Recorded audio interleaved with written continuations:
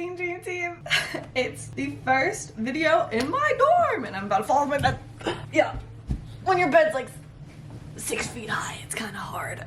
Nah, it's not 6 feet, but it's a ways up there. Do you want a horse? Are you looking for time at the barn? Do you want to know how your do you want to know how you can convince your parents to buy you a horse? Of course you do. Who wouldn't? Everyone wants a horse. And that's why you're here to see me today. And lucky for you, I have compiled a list on my lovely phone here. And I'm going to show you exactly how to do that.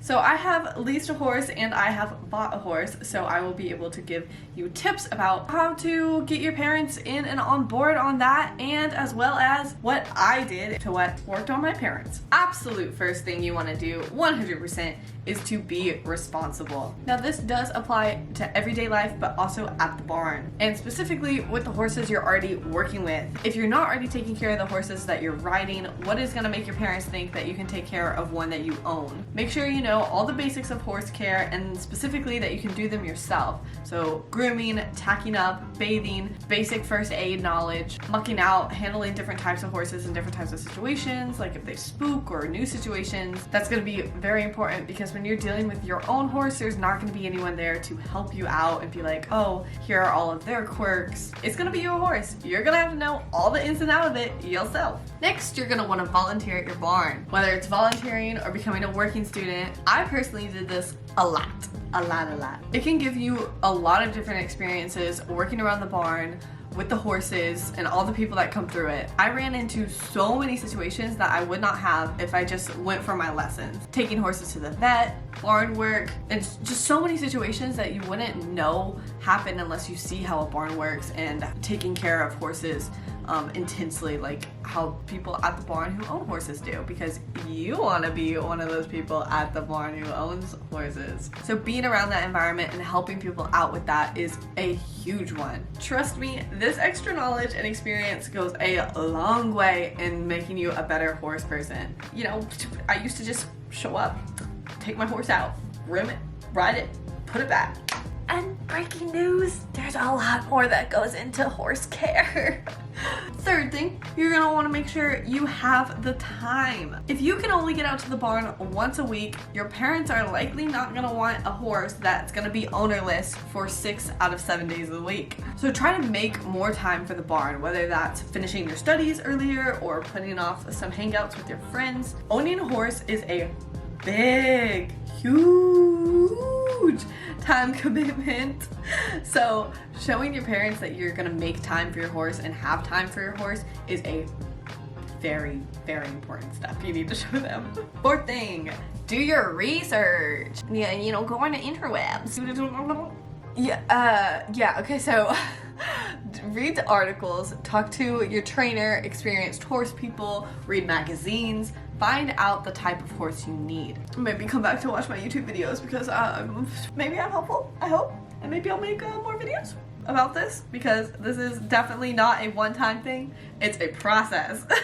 First gotta do the convincing, then you gotta do the searching, and then the buying, and then you gotta learn how to take care of your horse. So you're gonna need to do your research on what type of horse you need, what breed, age, experience level, height, all of it, because you don't want to be showing your parents a hot 4-year-old thoroughbred when you really need like a hunter pony, because your parents and I care about your safety. They may also question your responsibility and matureness if you're showing them a horse that you're not ready for, and we do not want that. We do not want them questioning you. Next, if you can lease first. I know this isn't always an available option to people, however, it's the closest thing you can get to the exact experience of owning a horse without the added pressure on your parents that they will be responsible for the horse in the end. And if all goes well with the lease and you show your parents you successfully went through leasing a horse, your chances of getting your parents to say yes when you're trying to convince them to own a horse are much greater. And an on-site lease or a half lease are great budget-friendly options. An on-site lease is usually where the horse is owned by someone at your barn, so you don't have to pay for board. And a half lease is where you get to play with the horse like it's your own, ride it outside of lessons, but the horse can still be used by other people during your leasing period. Now it's the one that you know is coming. You gotta earn some moolah. I know this is a hard one to give straight advice on. I wish there was a one way works for everyone way, but earning money is different for everyone. The biggest part is that you just want to try and earn some cash, because we know horses are brutally expensive, and that's often a big case for why parents don't want to get a horse, is because it's a financial obligation. But like, they're cute.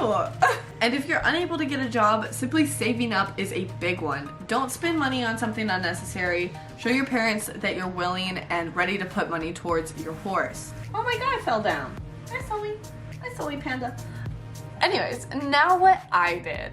You know, I just batted my eyes, sprinkled a little charm, and was able to get my own horse. No, honestly, I wish it was that easy. So at the beginning, I started leasing Charlotte, the little she-devil pony we all know and love. So Charlotte was an on-site lease. She was already owned by my trainer, and I leased her from her, so I did not have to pay for board. It technically was a half lease, so it was cheaper than a full lease because I didn't have to pay for her vet bills or anything. However, I really got lucky with that because I was the only one that was able to ride her, like ability-wise. So the half lease was really just a benefit for me financially, and it was really great because I was the only one doing anything with her. I brought my lovely parents to dinner, aka they drove, and I brought this up at dinner. And I said, you guys, there's this thing that my trainer mentioned called a half lease on Charlotte, the little pony I ride. You know Charlotte. You know Charlotte. So I told them I was interested in doing that. And I think the real kicker, the real turnaround, was that I was able to afford half of the price. So I was gonna pay every other month. I wasn't able to pay fully because I was, 13, 14, but that was definitely enough to show that I was serious about it. I wanted to put my money towards it, and I was gonna help them. And now onto my lovely Holly, my baby that I actually owned. So after I was done leasing Charlotte, I was a working student for my barn for a while, and that's how I was able to ride a lot and gain even more experience. And I decided that I really did want to get a horse of my own. So it's good to have a reason to get a horse. You don't want one just because it's like, oh, they're cute, buy me a horse, mom and dad, Oh, which honestly is a very valid reason, okay? We're just gonna keep that between you and I and give you like actual reasons to tell your parents. So if you want to ride more, owning a horse can be a great option because lessons get expensive. Y'all know it's expensive out here. If you are ready to really create a bond with a horse and cherish it and do a lot of things that you can't do with somebody else's horse, such as just having a good time, spending your free time with it, running around. If you need something more advanced, lesson horses sometimes only get you so far. Anywho's, then what did I do?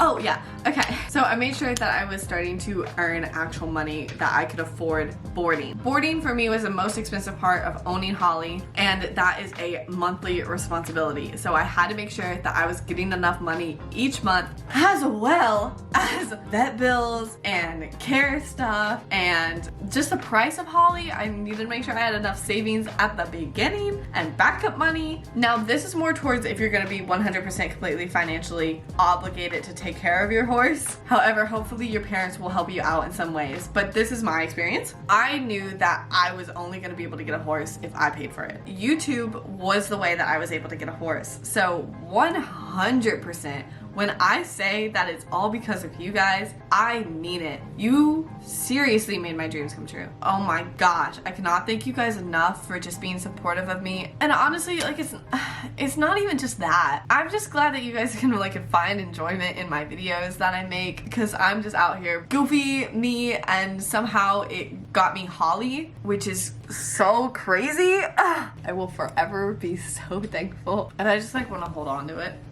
because I really love riding. The reason I was able to join the equestrian team at Drexel is because of YouTube. Wherever this journey takes us, I really hope that I can do it with you guys.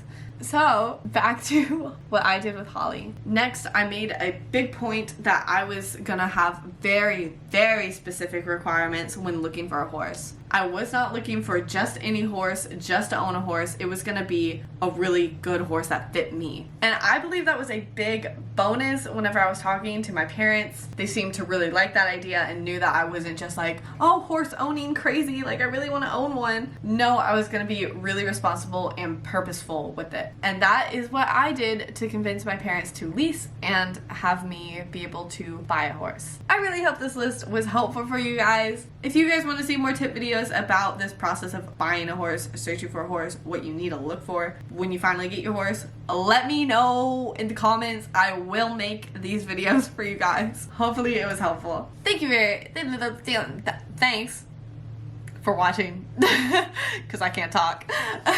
And now again, thank you for watching. Join me next time. Go out there and dream, believe, achieve. Bye! Goodbye. This is a love song for a girl who will never know it's about her. No, it's pretty stupid, but I'm much too shy to tell her. Yeah.